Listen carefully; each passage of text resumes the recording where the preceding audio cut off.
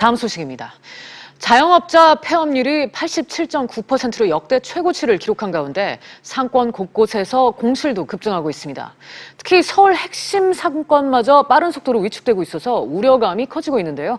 관련해서 강종헌 K창업연구소 소장 모시고 얘기 나눠보도록 하겠습니다. 소장님 어서 오세요. 네, 안녕하십니까. 네, 이 자영업자 폐업률이 최고 수준에 도달했던 보도가 나왔는데 87.9% 그러니까 10개가 문을 열면 8개, 9개가 이제 문을 닫는다는 뜻이잖아요. 네. 요새 자영업자 힘들다는 말은 정말 많이 듣긴 하는데 이 정도로 힘들 줄은 몰랐어요. 지난해 같은 경우에 보면은 창업자들이 48만 명, 그다음에 폐업자가 42만 명 정도로 나타나고 있습니다. 네. 실질적으로 지난해 계속 한 해마다 폐업자들이 점차 증가하고 있다고 볼 수 있습니다. 폐업 원인을 따져보면은 보통 따라하기 창업, 그다음에 인건비 인상, 그다음에 이제 경기 침체, 그다음에 높은 임대료를 볼 수가 있습니다. 보통 이 따라하기 창업 같은 경우는 어떤 아이템이 유행이 된다 그러면은 보통 손쉽게 돈을 벌 수 있다는 그 희망 때문에 보통 많이 선호를 하게 됩니다. 그래서 예로 들어서 예전에 인형법 기방이나 주스 전문점, 카스테라 전문점 등을 예로 들 수가 있습니다. 근데 따라하기 창업에서 제일 문제점은 잠시 인기가 올라갔다가 바로 거품이 빠진다는 거죠. 그래서 창업 주기가 짧아서 보통 6개월에서 1년이면은 거의 폐업에 이르는다는 그런 문제점이 있습니다. 그 다음에 이제 두 번째로 최저임금 문제를 들 수가 있는데요.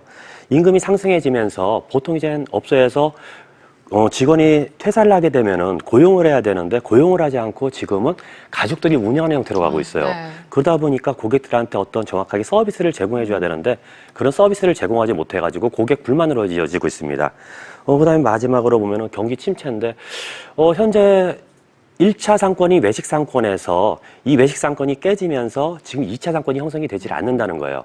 그래서 기존에는 1차 외식 상권에서 식사를 하고 2차 주점 상권이나 이런 유흥 상권을 이용해가지고 친구들끼리 단합을 하든가 어떤 행사를 가졌었는데 지금은 그런 부분이 많이 없어졌습니다. 지금 강남이나 이런 부분에 가서도 보통 저녁 8시 돼가지고 손님이 없으면은 폐업, 문을 닫는 경우도 점차 증가하고 있습니다.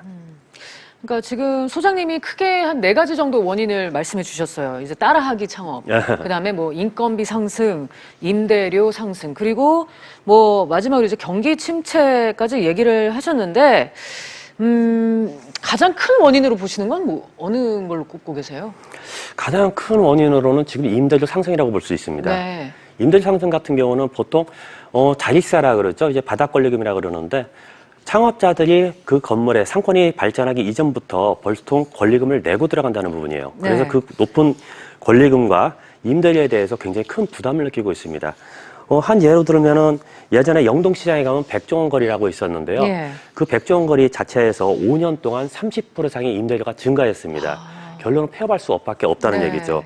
지금 매년 10% 정도씩 전체적으로 주요 상권에서 계속 임대료가 올라가고 있다는 것입니다. 네, 그런 임대료 부담 때문에 빈 점포도 지금 급증하고 있는 추세죠. 그렇죠. 예, 계속 급증하고 있습니다. 네.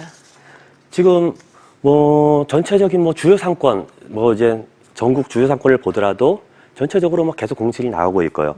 지금 명동, 이태원 여러 가지 나오는데요. 지금 자리에 보시면은 서울 상가 공실률을 볼 수가 있는데 중대형 상가 및 소규모 상가에서도 점차 공실률이 증가하는 것을 확인할 수가 있습니다. 네.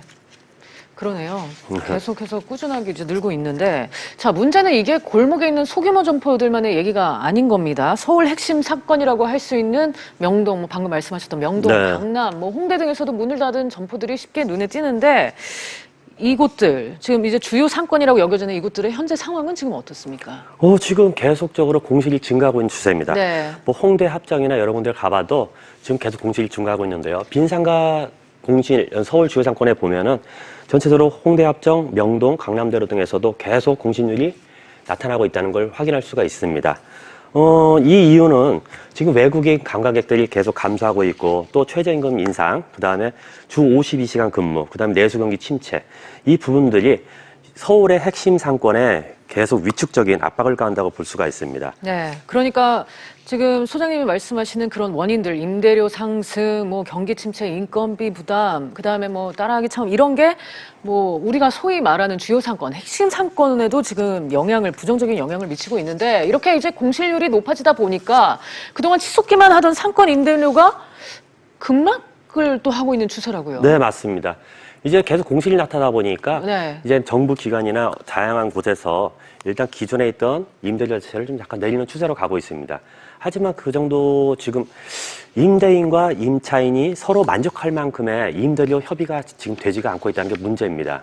그래서 그런 부분에 대해서도 어느 정도의 조율이 필요하다고 판단됩니다. 네. 그러니까 이런 위기는 사실 이제 창업을 준비하시는 많은 분들, 그러니까 예비 자영업자들도 느끼시는 것 같은데, 실제 이제 빈번했던 상가 문의도 요즘은 뚝 끊긴 상황이라고요? 네, 맞습니다. 지금 인건비 급증을 하면서 제일 인건비와 맞물린 이제 편의점이나 이런 부분에서 지금 창업 자체가 거의 멈춘 상태고요.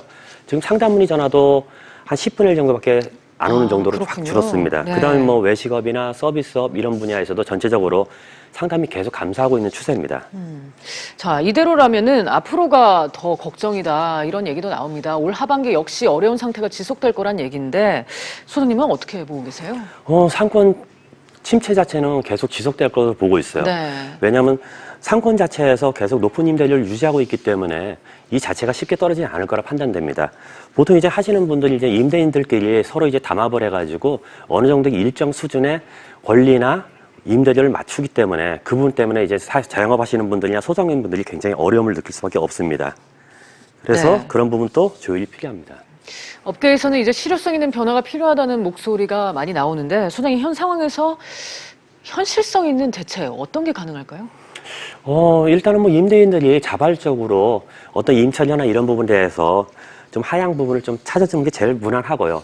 그 다음에 두 번째로 볼 때는 지금 이제 조금 전에 이제 최저임금 자체가 내년도 부분이 발표가 됐는데요. 실질적으로 업소마다 최저임금의 기준이 약간씩 틀립니다. 그래서 이런 부분 자체에서도 너무 갑작스럽게 올리는 것보다는 서로의 어떤 속도 조정이나 서로의 이제 수익 감소, 조율적인 부분을 통해 가지고 함께 갔으면 가장 무난할 것 같습니다. 일단 가장 중요한 거는 정부에서 실질적인 원인 규명하고 대책 마련이 가장 필요하다고 생각합니다. 네. 지금 정말 자영업의 위기라고 해도 과언이 아닌데, 정부에서 정말 실효성 있는 대책이 하루빨리 나와야 될 것 같습니다. 소장님 오늘 말씀 감사합니다. 네, 감사합니다.